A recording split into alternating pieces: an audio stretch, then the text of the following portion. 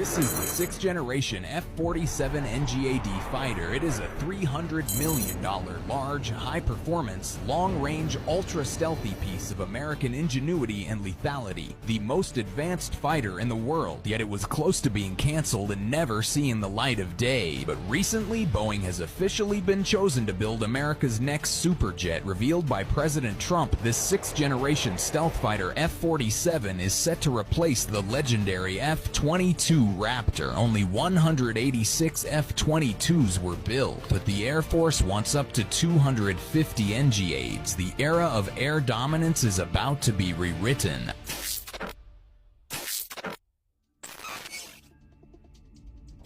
The development of the NGAD fighter is expected to cost around $20 billion, and that's only for research and development. Building the final products, while the fighters themselves, is expected to cost $300 million per fighter. The total cost for 100 fighters would be roughly $30 billion. That's a total of $50 billion, including the development costs. And of course, the Air Force could aim for more than 100 fighter units, which could easily mean more billions to spend. Before committing the GDPs of entire states to one fighter, the Air Force needed to be sure that it needed said fighter in the first place, especially since new technologies were making other approaches to air dominance possible. Unmanned aerial vehicles, UAVs for one, have been taking the spotlight in recent years. They're relatively cheap, highly lethal, available in an instant, and ready to swarm in large numbers. They've been more than decisive in the Russia-Ukraine war and have taken the interest of even China, which has been building an entire army of them.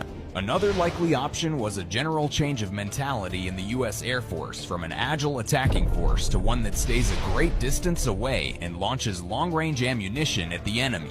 The new $700 million B-21 Raider, the most advanced bomber in history, could make this possible. Armed with weapons that can take out targets the bomber can't even see, ultra-long-range attacks would be a breeze. With all of these in mind, the U.S. Air Force put the NGAD program on hold at the closing stages of 2024 for an in-depth review of the program. If the NGAD fighter was to be built, it had to prove itself worthy, and it did exactly that. Extensive war simulations showed that the Air Force faced greater risk and was less able to achieve major objectives without the NGAD fighter on board. The simulations revealed a need to keep persistent pressure on the enemy in forward areas, and that a force structure centered solely on long-range standoff capabilities does not win major fights. The U.S. isn't alone in stocking long-range weapons. China is doing the same thing at a possibly greater pace than the U.S. The Air Force generals therefore